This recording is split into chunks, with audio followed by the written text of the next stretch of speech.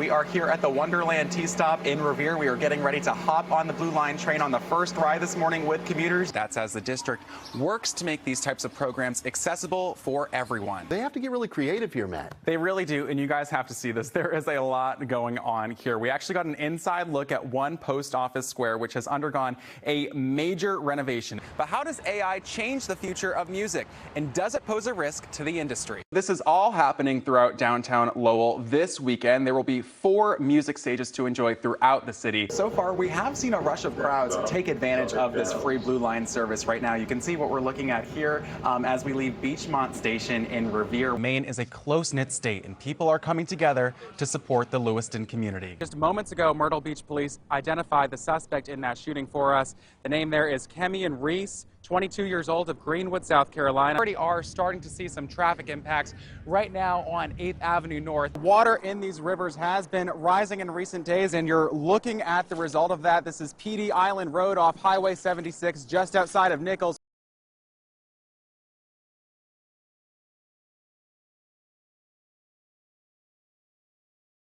Gun violence impacts more than just the people shot, also the ones who pulled the trigger. Right, and there's so many startling numbers when you think about it. Here in Boston, advocates say for every person lost to gun violence, at least 10 immediate family members are impacted in the wake of their death. NBC 10's Matt Fortin spoke with a father who's experienced this unimaginable loss not once but twice. I feel like I got robbed. I really do feel like somebody just reached to my chest and took my heart out. Russell Goodwin of Hyde Park may feel that his heart was ripped out, but this melting heart tattooed onto his cheek is for 2 of his kids, both killed in shootings in Boston. Most recently, his daughter, Quanera Goodwin, this past October. She was on her way to making big things with the music, her clothing line, and not to mention, she would have been a great mother.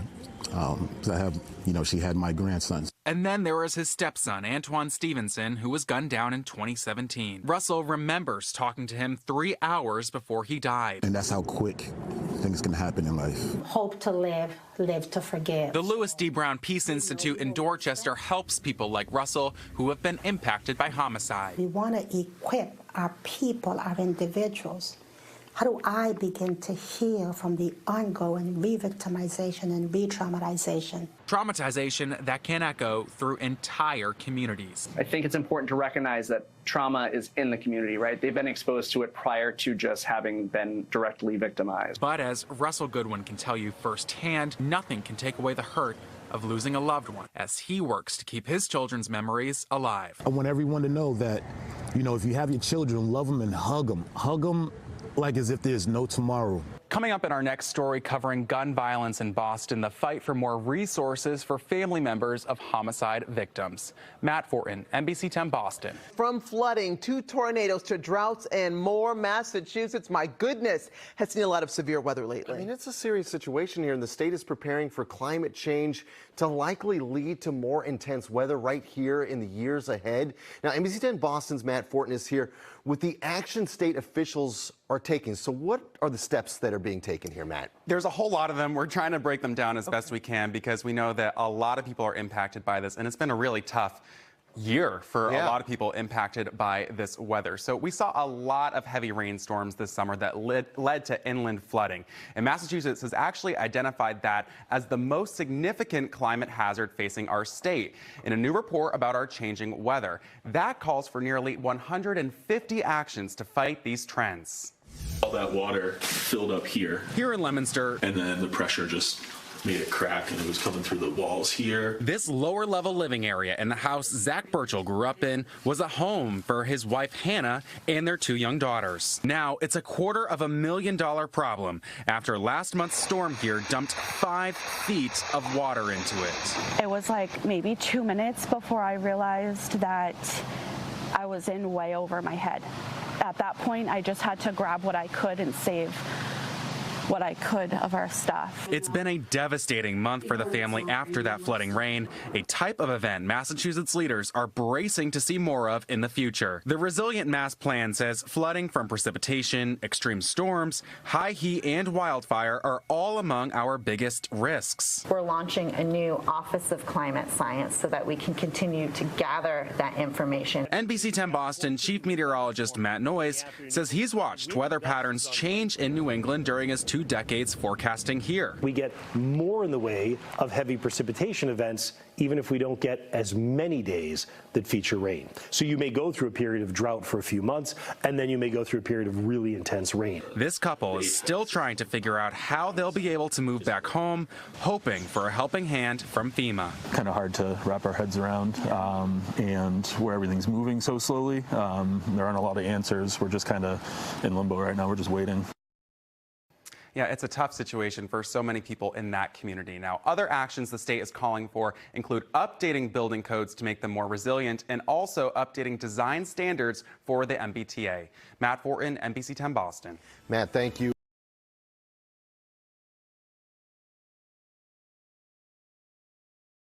A local woman lost her life savings in an apparent online dating scam. She was chatting with a man for months. She thought they were going to get married, and she loaned him nearly $200,000. Yeah, now the FBI tells us she is not alone. This type of scheme cost hundreds of people in Massachusetts $9 million last year alone. ABC 10 Boston's Matt Fortin talked to the alleged victim and the man she says is still scamming her. This is all new at 7.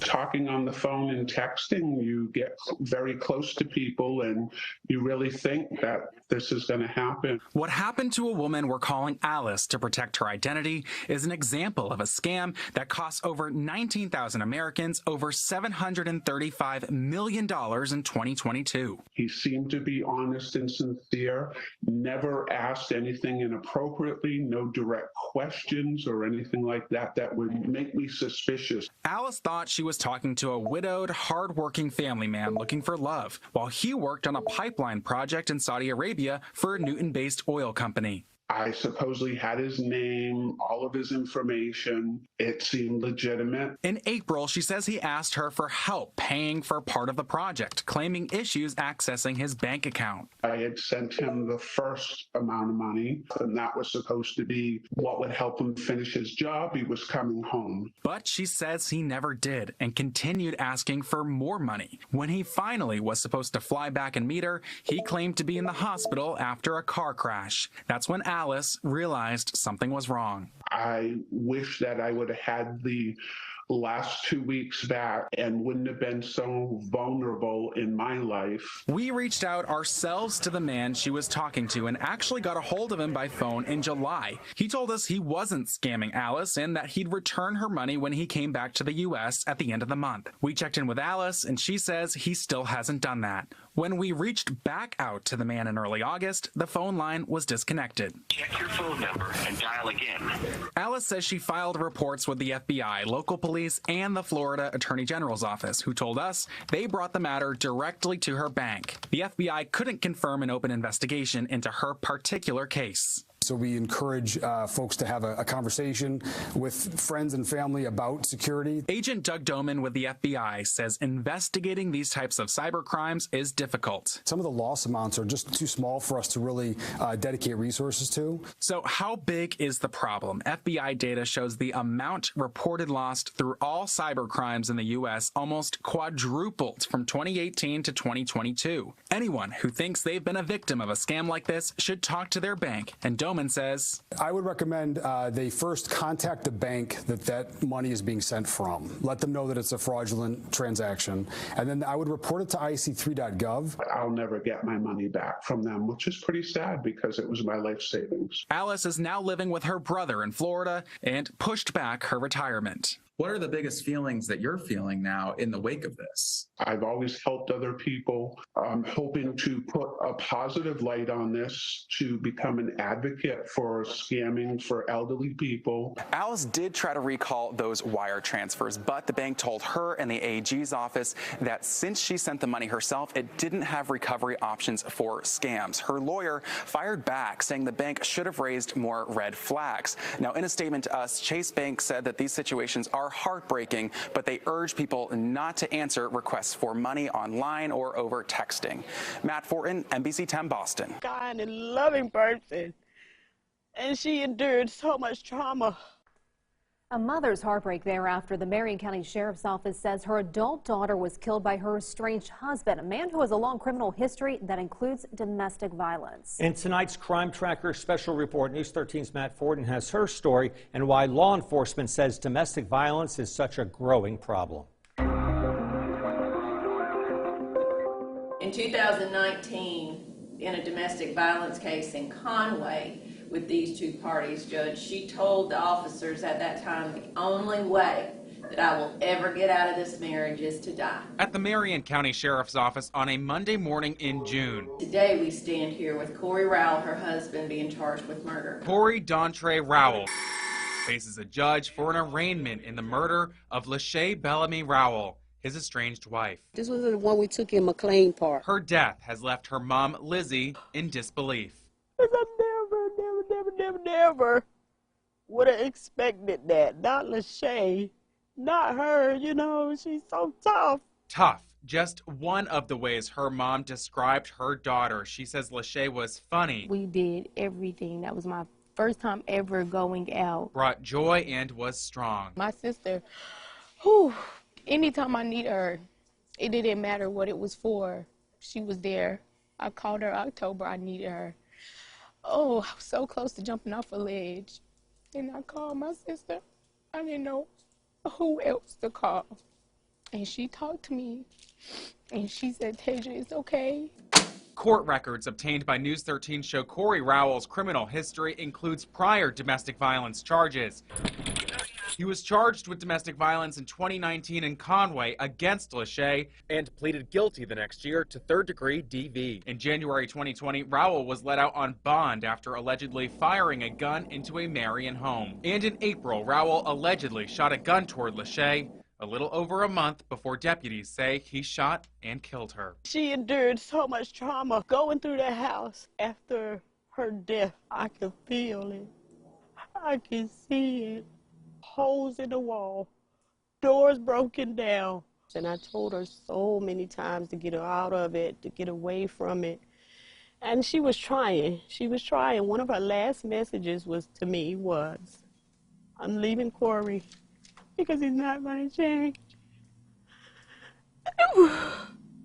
But I got to figure out how to get out. Getting out is something Conway's Police Chief Dale Long says is easier said than done. It is very difficult for the person who is now this victim to be able to escape from outside of that control because it is someone who has, managed everything. In 2019, South Carolina ranked 6th worst in the country for rates of women murdered by men. The state's domestic violence homicide rate 1.5 times the national average. The Myrtle Beach Police Department has an investigator dedicated to domestic violence cases. She says when she first started around 6 years ago, she would see between 7 and 10 cases a week. Now, she says she sees over 25. It started to increase last year because of everyone staying home and during the pandemic and everything. But I still feel that the numbers keep rising on a daily basis. Officer Michelle Paetzel is hopeful that a new shelter will help the area. State lawmakers have allocated $1.5 million for the Family Justice Center to build a domestic violence shelter in Horry County. Having it here locally in Horry County would help tremendously because a lot of times I feel that the victims at that point in time would step in and take the resources that are being offered. As Horry County waits on a shelter, Lizzie Bellamy waits for answers. Just amazing and surprising how he got away all of that time with other criminal domestic violence cases. My mind can't be calm until we find out truly what really happened to Lachey. Matt Fortin, News 13.